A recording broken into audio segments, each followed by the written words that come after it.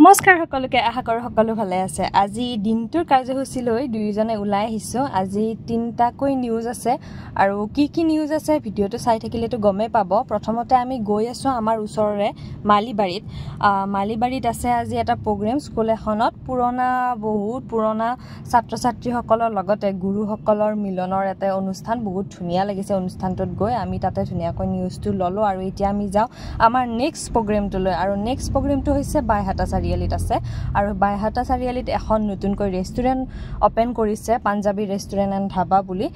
তাত আমাক মাতিছিলে আৰু তাতে আমি আহিছো আৰু তাত আহিছে জনপ্ৰিয় ইউটিউবাৰ আপোনালোকে দেখি চিনিয়ে পাইছে হিতেকাই দীপজ্যোতি তেওঁ আহিছিল আৰু তেওঁৰো আমি ধুনীয়াকৈ এটা বাইট ললো নিউজ এটা কৰিলো ৰেষ্টুৰেণ্টখনৰ এয়া তেওঁলোকে বাইট দি আছে হিতেকাইৰ লগত আহিছিল ভুজিয়া আৰু তেওঁৰ সহপাঠী কেইবাগৰাকীও আহিছিলে আৰু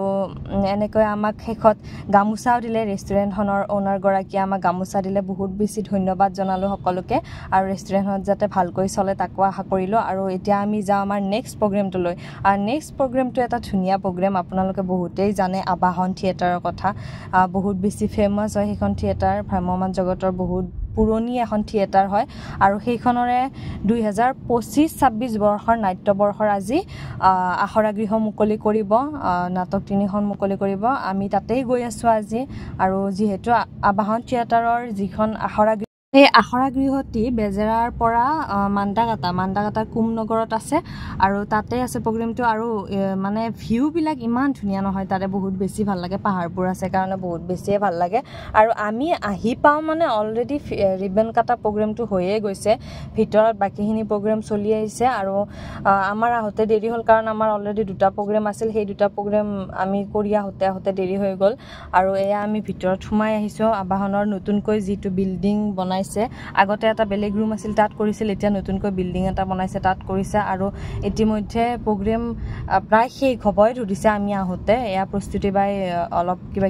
ডায়লগ দি আছে যি থিয়েটাৰখনৰ ডায়লগ হ'ব সেইবোৰ ডায়লগ দি আছে মই ভিডিওটো ডায়লগবোৰ দেখুৱা নাই কাৰণ আপোনালোকে নিজেই থিয়েটাৰত গৈ শুনিব ডায়লগবোৰ আৰু ইতিমধ্যে দিগন্ত কলিতাও আহি পাইছে প্ৰত্যেক বছৰে তেওঁ আহে যিহেতু তেওঁ কমলপুৰ সমষ্টিৰ বিধায়ক তেওঁ প্ৰত্যেক বছৰে আহে আৰু আমি আমাৰ কামবোৰ কৰি ভাত খালো আৰু ভাত খাই আমি প্ৰস্তুতিবাক লগ কৰিলো ফটো তুলিলো আৰু ফটো তুলি আমি এতিয়া ঘৰলৈ যাওঁ কাৰণ বহুত বেছি গৰম জানে ইমান বেছি গৰম দিছে নহয় গেলা গৰম একেবাৰে সহ্য নাযায় মানে আৰু মুখৰ অৱস্থা দেখিটো গমে পাইছে ওলাই আহতে ঘৰৰ পৰা ওলাই আহতে কিমান ধুনীয়া হৈ আছিল আৰু এতিয়া সব কলা মলা পৰি একেবাৰে অৱস্থা নাই আৰু এতিয়া আমি যাও ভিডিওটো কেনেকুৱা পালে জনাব ভাল লাগিলে লাইক শেয়াৰ সাবস্ক্ৰাইব কৰি দিব বাই বাই